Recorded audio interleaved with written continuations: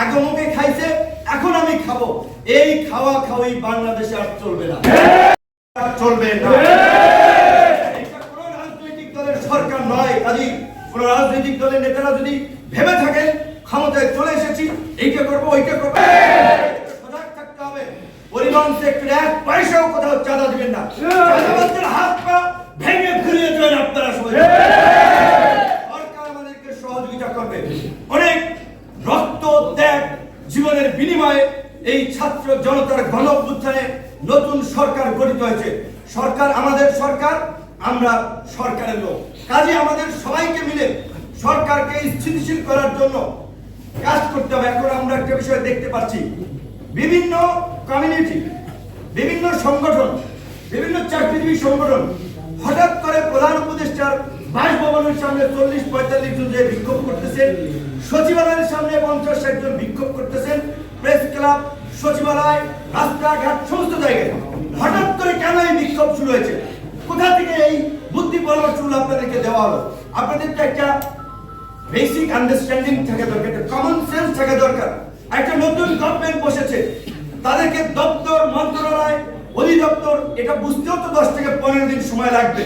তাহলে আপনারা কেন হঠাৎ করে বেতন বৃদ্ধির দাবিতে, চাকরি স্থায়ীকরণের দাবিতে, বিভিন্ন ধরনের দাবি দেওয়া নিয়ে এই যে দীর্ঘ আন্দোলন সংগ্রামের পরে একটা দেশ স্বাভাবিক গতিতে হাঁটবে, সেটি এখন পারছে না।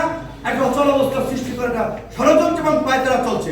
অনেকেই বলছেন এই যে পতিত স্বৈরাচার শেখ হাসিনা এবং তার এখানকার দোসররা এই সমস্ত কমিউনিটিকে উস্কে দিচ্ছে যে এখনই দাবি আদায় করতে হবে, এখনই বেতন বৃদ্ধি করতে হবে। আমরা পরিষ্কারভাবে বলি, আপনাদের দাবির প্রতি আমাদের সংগতি আছে, আমাদের সমর্থন আছে। আমাদের অন্তর্বর্তীকালীন সরকারে যাওয়ার সুযোগ হলেও আমরা যাইনি, কিন্তু বিকজ আমরা পলিটিক্স করছি, আমরা বলছি রাজনীতিতে আমরা একটা গুণগত পরিবর্তন করতে চাই। কাজে আমরা রাজনৈতিক সরকার নির্বাচনের মাধ্যমে জনগণের ম্যান্ডেট নিয়ে আমরা 5 ইয়ার্সের জন্য আমরা নেতৃত্ব দিতে চাই। সুতরাং আমরা সেই সরকারে আসবো, কিন্তু এই সরকারকে তো আমাদের সহযোগিতা করতে হবে। আর আমরা যদি ভোট, কাদের ভোট? জনগণের ভোট, জনগণের দ্বারাই কিন্তু আমাদের নির্বাচিত হতে হবে। জনগণ সমর্থন দিলে নেতা, না হলে কিন্তু পাত্তা থাকবে না। কাজেই আমরা আপনাদের দাবির প্রতি সহনশীল, কমিটেড। আপনাদের দাবি আদায় আমি আপনাদেরকে কথা দিচ্ছি, এই গণ অধিকার পরিষদ, প্রবাসী ছাত্র যুব শ্রমিক অধিকার পরিষদ, আমরা সবাই আপনাদের সাথে রাজপথে থাকবো। কিন্তু আল্লাহর হস্তে আগামী 1 মাস কোন দাবি দেওয়া নিয়ে দয়া করে রাস্তায় আন্দোলন করেন না। সরকারকে একটু স্থিতিশীল হতে দিন, এইটা আমার অনুরোধ। একই সাথে বিশেষ করে আজকে সারা দেশের, সারা বিশ্বের প্রবাসীদের যে আবেগ, অনুভূতির, তাদের আর এই দাবির প্রেক্ষাপটে যে আজকের এই প্রোগ্রাম, আমরা যেটা বলেছি, দলবাজ, অসৎ, দুর্নীতিবাজ কর্মকর্তাদের চাকরিচ্যুত করে পেশাদার সৎ সাহসী অফিসারদের নিয়োগ, এমবেসিগুলো এতদিন যে একটা মানে মনে হয়েছে যে তারা প্রভু আর জনগণ দাস, এই প্রভু দাসের সম্পর্ক নাই। প্রত্যেকটি এমবেসিতে একজন লেবার যাক আর একজন শিল্পপতি যাক, প্রত্যেকের জন্য একই ট্রিটমেন্ট হবে, একই বিহেভিয়ার হবে। প্রত্যেকের জন্য আপ্যায়নের ব্যবস্থা থাকতে হবে। একটা চা, একটা বিস্কিট, সবার জন্য আপ্যায়নের ব্যবস্থা থাকতে হবে।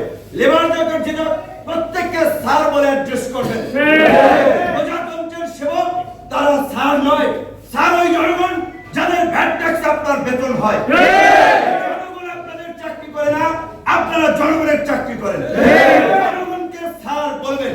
এখন থেকে কোন সরকারি কর্মকর্তা কর্মচারীকে স্যার বলবেন না, সম্মান করে জনাব সাহেব বলতে পারেন। স্যার কিসের? স্যার আমরা বলি যারা একেবারে আমাদের শিক্ষক ছিলেন, যারা আমাদেরকে পড়িয়েছেন, তাদেরকে। সরকারি কর্মকর্তা করছেন, আমাদেরকে স্যার এটা বলার দরকার নাই।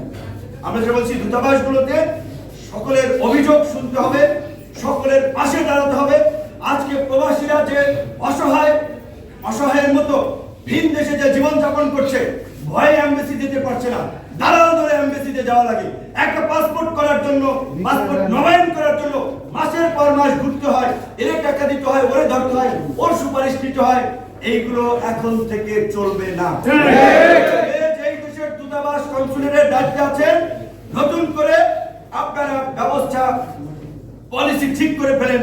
পরিবর্তন তো আসবে, কিন্তু যারা অলরেডি দায়িত্বে আছেন তারা ইতিমধ্যেই আমরা অনুরোধ করব আপনারা আপনাদের কার্যক্রম শুরু করে দিন। লিটন ভাই একটা কথা বলেছিলেন, ডক্টর মোহাম্মদ ইউনূস সারা বিশ্বের সম্মানিত শিক্ষক, এন্টারপ্রেনার, তার যে সম্মান সেটা আপনারা জানেন। ডক্টর মোহাম্মদ ইউনূস বাংলাদেশের না শুধু, তিনি বিশ্ব নেতা। কাজী আমাদের লিটন ভাই যেটা বলেছেন, বাংলাদেশের মতো আমি চ্যালেঞ্জ দিয়ে বলছি, আপনারা দেখান বাংলাদেশের মতো কমিউনাল হারমোনি বা সাম্প্রদায়িক সম্প্রীতি পৃথিবীর কোন দেশে নাই। ইউরোপ, আমেরিকা তো ব্ল্যাক এন্ড হোয়াইটের যে আপনার বৈষম্য অনেক ক্ষেত্রে দেখেছেন। ওই যে কিছুদিন আগে আপনার জর্জ ফ্লয়েড কাকে আমেরিকাতে যে একজন কৃষ্ণাঙ্গকে মারা হলো পুলিশ, সেটার দাবিতে কি আন্দোলন হলো, পুলিশি ব্যবস্থা সংস্কার হয়ে গেছে।